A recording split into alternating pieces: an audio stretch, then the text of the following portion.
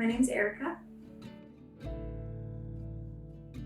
I've tried psilocybin and cannabis, if you want to count that, but mainly psilocybin. I was 29. I'd been around like LSD in high school. I'd never partaken, but I had friends that did it, and I had one friend that had like a very adverse reaction, and we were at a party, and so that was just kind of my framework around what I knew of psychedelics, I guess, along with like the propaganda and growing up religious. In 2021, I had a good friend who began microdosing, and they just saw some really amazing benefits in their life, and I was kind of walking through a very difficult season, and they suggested it to me. Funny enough, I had already been kind of reading some of Paul Stamen's work and kind of doing my own research about it, so when they brought it up to me, I was like, funny.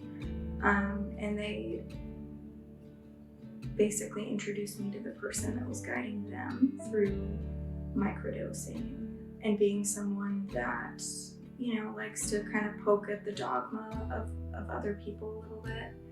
I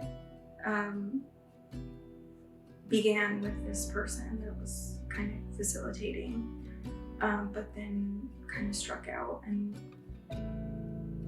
ironically enough, like found a different source, and there's some interconnectedness and all of it. But yeah, I started microdosing last year, so I guess I was 28, but then really took a journey this year with psilocybin. So I didn't really have an intention. It was more to just be open.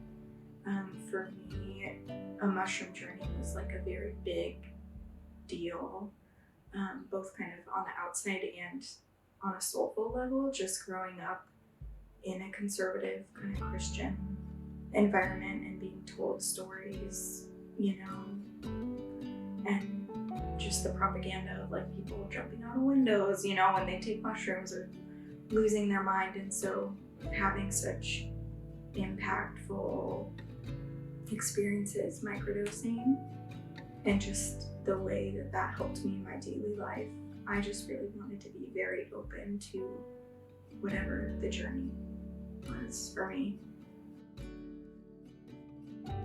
So I did a group journey. I think there was 4 other people, or maybe 5 other people there, and we each kind of had our own little cozy nest set up, so we were all in the same room, but you know, little places. And we took, I think it was 3.5 grams, and for me, I remember initially being like having a hard time with my mind, and that's typical of me in my daily life, not living in my body but living in my mind. And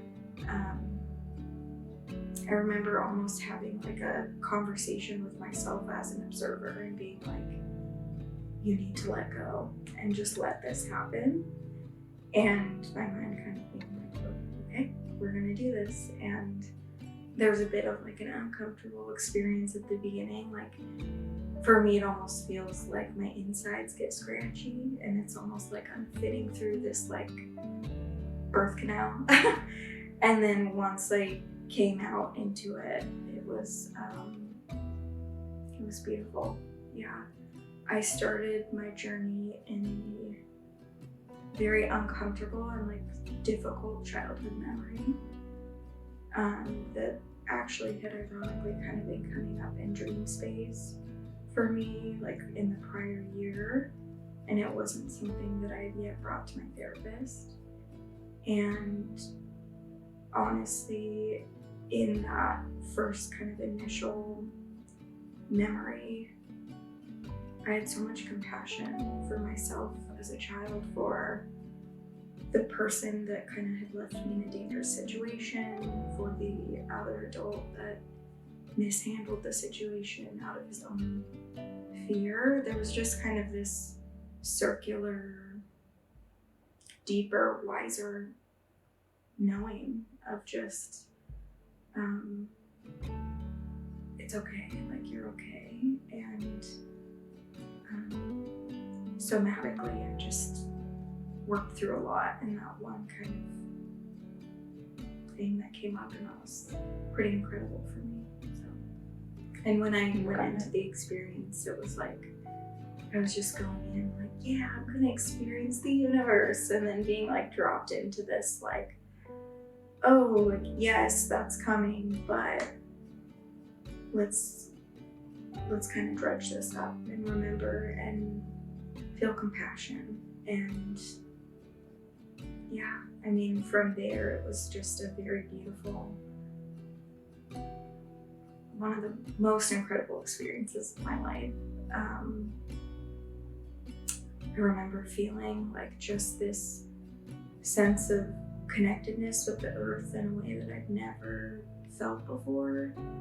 And the only thing that I could liken it to was be like when I was a kid, I'd go camping with my family, and it was just a week like spent in the woods, you know, really wild and kind of untamed. And that's the feeling that I had. And I remember like at one point holding Mother Earth and then just feeling the weight of everything really like she's been carrying, and then collected feeling like this really strong tug towards like this collective pain and trauma we've kind of all experienced globally, and then watching kind of everything fragment off into different shapes and beautiful things. It was incredible.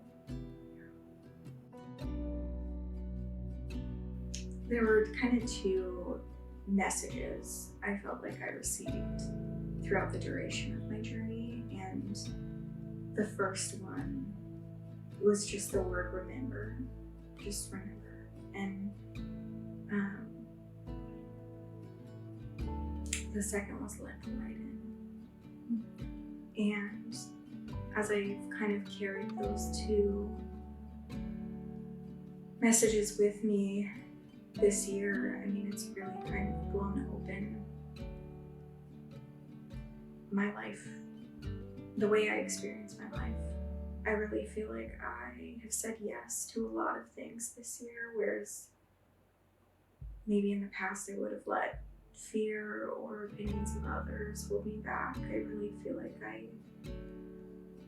just wild things that old Erica wouldn't have done, and now I'm just like, yeah, why not? Like, I need to remember myself, and I'm still trying to figure out what that looks like without figuring it out in my mind, like figure it out in my feeling and in my soul. But I think really it kind of blew the lid open on the way that I experience my own femininity, and kind of realizing that I've kind of kept that locked away and hidden, somewhat out of necessity, just in my upbringing and in the culture we live in, but really now kind of bringing that box out from under the bed, if you will, and just opening it up and being like, all right, what's in here for me to try on? And it's just been life-changing.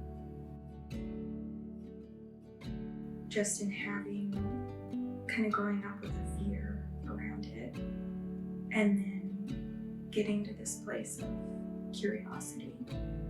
And I mean, it's not a magic pill, right? And I think I went into my microdosing experience not thinking that, but thinking that, right? Like, all right, I'm depressed. And I want to get out of it. Like, so I'm going to start microdosing. And I think for me, what microdosing did and has done and is doing is just allowing me to go deeper in. And it only reveals what's already there, you know? And so that's the most beautiful part of it. It's also the most difficult part as well. But it's difficult in the sense of it's necessary. And I'm so grateful for it.